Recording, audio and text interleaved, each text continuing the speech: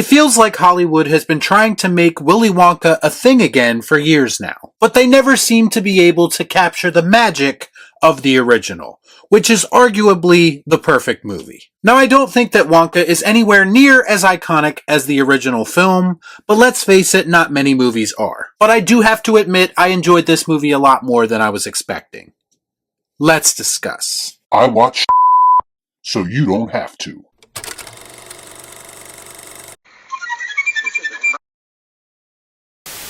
Come with me, and we'll be in a world of pure imagination.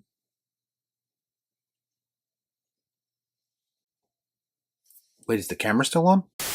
Before I get started, I'd like to kindly ask that you hit the like button, and please subscribe to the channel for more content just like this.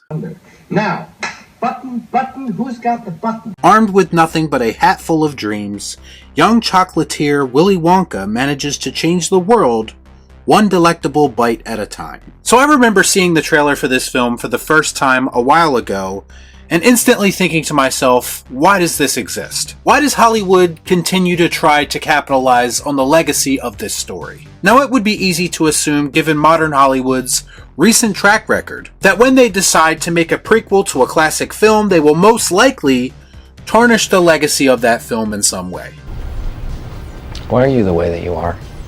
But much to my surprise, that's not what happened here. Willy Wonka always came off to me as one of those characters that I didn't really have any desire to know anything more about. There's a bit of mystery surrounding him, and if you couple that with his unorthodox and eccentric personality, it just makes for a very unique character that I don't necessarily think needed to be expanded upon. But his origin story of sorts in Wonka does nothing to undo that mystery. His story is told in a way where I was invested in it, and I was able to push a lot of my concerns to the side. Once again, proof that execution is everything when it comes to storytelling. Man, I'm tired of being right. We see Wonka literally coming from nothing.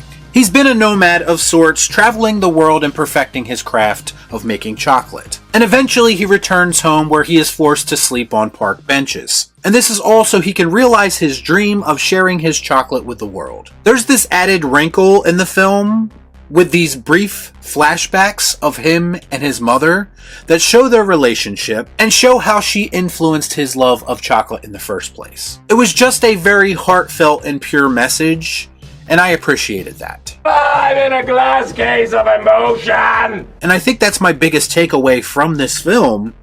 It was just so wholesome to me, which is rare anymore. It's just good, clean family entertainment. In that way, it kind of reflects the original, and it is very much a throwback to films from another time. This is proof that certain storytelling ideas and tropes that we've seen a million times before can still work if they are used properly. There's also a surprising amount of world building going on in this film. There's this whole subplot of these three huge chocolate companies that control everything through this chocolate cartel. And they are literally bribing law enforcement and the church with chocolate. It's a little bit over the top and corny the way they do it, but also it works for the world that they're establishing. The three heads of the chocolate companies, including Slugworth, which is a name you should recognize if you are familiar with the original film. They're all portrayed as these very over-the-top cartoonish characters, and clearly it's being done for comedic effect, and it makes them look like these evil masterminds manipulating things from behind the scenes. Purely and simply evil. I think they could have toned these characters back just a little bit and not made them so cartoonish. In fact, there's a handful of things in this movie that go that route, especially with certain characters. And I don't know if these parts or characters are consistent with the tone of the original film, but it also didn't bother me to the point where it took me out of the film either. And believe it or not, I actually found myself legitimately chuckling at certain things throughout the film, which is another thing that rarely happens to me anymore when watching a new movie. The comedy in Wonka feels very basic, but somehow it's still effective. And I think most importantly, that's because it felt organic and not forced, like a lot of comedy in other modern movies. Had you ever heard of the healing power of laughter?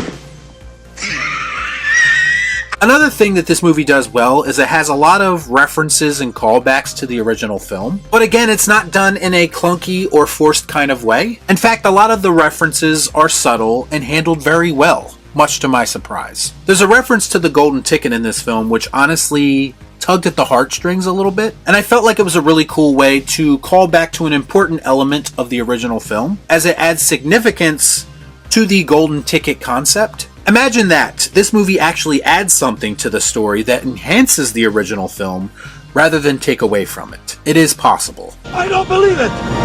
I may have said this before on the channel, but I'll say it again here because it's relevant.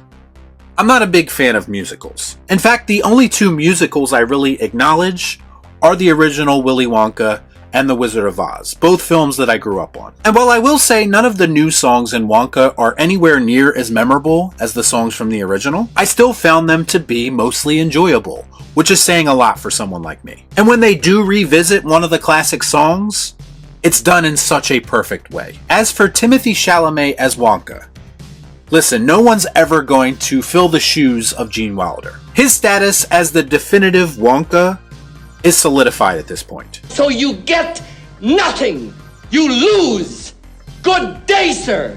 But I will say that I think Chalamet did a decent job at honoring that legacy without trying to outdo it, because we know that's never going to happen. He's also not doing an impersonation. He's being consistent while simultaneously still making it his own. It's a fine line to walk on, but I think he handled it very well. As much as I've resisted the urge to jump on the Chalamet bandwagon, with every new film I see him in, his talent continues to shine through in his performances. And again, this is intended to be a prequel to the Gene Wilder film, so the whole movie plays it much more closer to the vest than, say, Tim Burton's Willy Wonka did. Tim Burton's Wonka was a reinvention in Tim Burton's image. This film is trying to, and mostly succeeds at being consistent with the original Wonka. You didn't see that coming. There's a side character in this film who would normally be a massive red flag in a lesser film. But in this movie, she's actually quite endearing and likable. She's basically Wonka's orphan sidekick of sorts. And while there are moments where it feels like she's taking a bigger role in Wonka's story than most fans would like, I also found her individual story to be heartfelt and interesting. She's kind of the Charlie Bucket of this story, and I think she fills out that role nicely. I also have to mention Hugh Grant as a Oompa Loompa, which sounds a bit unconventional, and when I saw it in the trailer, I was expecting the worst. But honestly, how it plays out in the film, it really worked for me much more than I was expecting. I like it a lot. I do think the one major flaw of the film is its length. It did feel like we could have shaved off about 20 minutes or so from this film and not really lost anything of importance. Overall, I have to admit Wonka was a pleasant surprise, and I did go in with very low expectations, but as I was watching it, I ended up being invested the entire runtime. Is this film life-changing? No, it is not. But it does some very universally appealing things from a pure storytelling perspective. It's got a likable cast of characters. It gives a little bit of backstory to an iconic character that I didn't know I wanted until I actually got it. To me, it does nothing to take away from the Willy Wonka legacy, while simultaneously adding its own wrinkles. This was just a surprisingly satisfying and wholesome movie that I think the whole family would enjoy. I can't believe I'm saying this, but I'm going to give Wonka the pleased Palpatine. Good. Y'all be cool. Shut up.